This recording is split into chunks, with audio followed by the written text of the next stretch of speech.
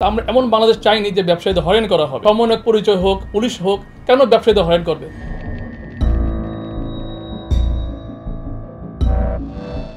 জি, আমি শফিকুল আলম, আমি ডেলাইট গার্মেন্টসের ম্যানেজিং ডিরেক্টর এবং চেয়ারম্যান।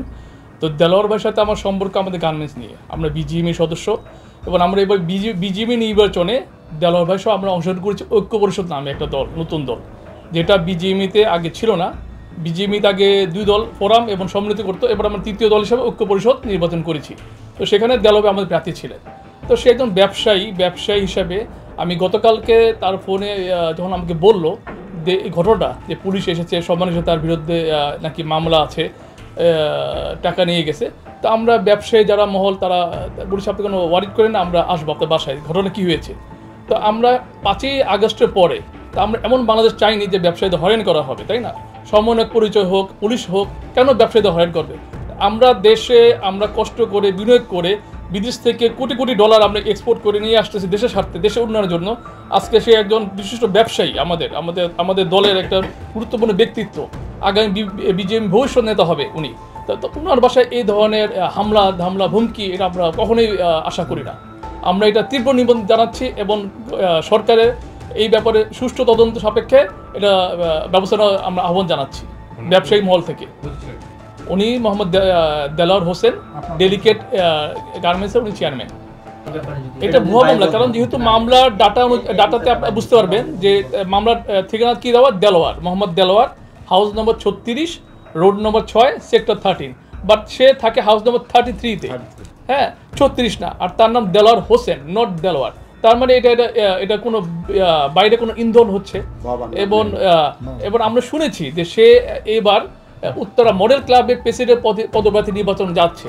ওখান থেকে কোনো হুমকি ধামকি হতে পারে কিনা সেই বিষয়ে আপনাদের সহযোগিতা তদন্ত সাপেক্ষে আপনারা এটা বের করে দিবেন আসলে কারা করাচ্ছে এগুলো। এবং বাবার নামটাও উল্লেখ ছিল কি না, পিতার কোনো মামলা কাগজে কোনো পিতা উল্লেখ ছিল, পিতার নাম উল্লেখ নাই, কোনো কিছু উল্লেখ নেই, শুধু দেলোয়ার, তার বাড়ি নম্বর 36, road number 6, sector 13, but totally ভুল ঠিকানা।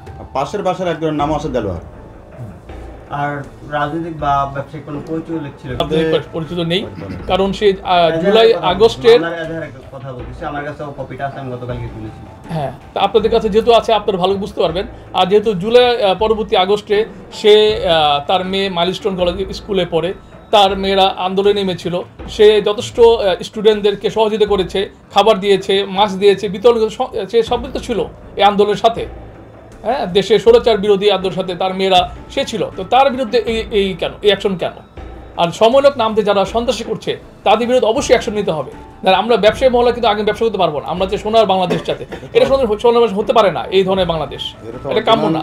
এটা তো অরিজিনাল সমন্বয়ক না। এবং পুলিশ যারা এসআই তাদের বিরুদ্ধে আমরা স্বরাষ্ট্র মন্ত্রণালয়ের কাছে আবেদন করছি যে আপনারা পুলিশ প্রশাসন এখনো ব্যবস্থা নেন, তাহলে এই দেশ কিন্তু আবার অনেক পিছিয়ে যাবে। আমাদের ভাইয়ের যে বাদী, উনি যে বাদী করেছে না, দিয়েছে সমন্বয়ক। পুলিশকে জিজ্ঞেস করছি, বলছে যে উনি বাদী, উনি যেটা বলে সেটা। তো সেই এখানের মধ্যে হুইজ দ্য পাওয়ারফুল সমন্বয়ক নামধারী যারা সন্ত্রাসী, আমরা বলবো সন্ত্রাসী বলবো এটাকে, এটা সন্ত্রাসী কার্যক্রম এগুলো।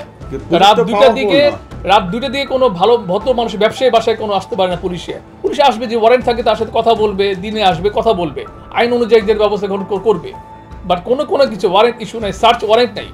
ভাই বলে যে তারপর সার্চ ওয়ারেন্ট সহ তাকে শো করতে পারেনি। আমার জানা আসামি ধরে কারা? পুলিশ। আসামির সাথে কেন পাবলিক আসবে, কেন সিভিলিয়ান আসবে? সে মামলা করেছে, বাংলা বাদ থাকতে পারে, বাট এই না হয়রানি করা, যেমন তাকে আবার তার থেকে 10 লাখ দাবি করেছে, তার মানে এটা ভুয়া মামলা। এবং এটা উনি এই ব্যক্তি না, যেহেতু ঠিকানা ঠিক না, তার মানে উনি এই ব্যক্তি না, তার মানে এখানে কোনো চক্রান্ত শিকার দেলোয়ার হোসেন। হুমকি দিয়েছে যাওয়ার সময়, আমার ভাগ্নিকে বলে গেছে যদি তোমার বাবা এটা নিয়ে বাড়াবাড়ি করে তাহলে তোমার জন্য তোমার বাবা কাঁদতে হবে। তো একজন শিশুকে কিভাবে এরা এই ধরনের হুমকি দেয়, এই বাচ্চাকে? সে এখনো সে ট্রমাতে আছে, সে এখনো ভয় পাচ্ছে, এখনো সে ঠিকমতো কথা বলতে পারে না ওই দিন থেকে। তারা কত টাকা নিয়েছে আপনাদের কাছ থেকে? আমাদের কাছ থেকে নিচে ক্যাশ নিয়ে গেছে আপনার 5,50,000। আর অন্যান্যভাবে ক্যাশ ব্যতীত? ক্যাশ ব্যতীত আর অন্য কিছুই নেই।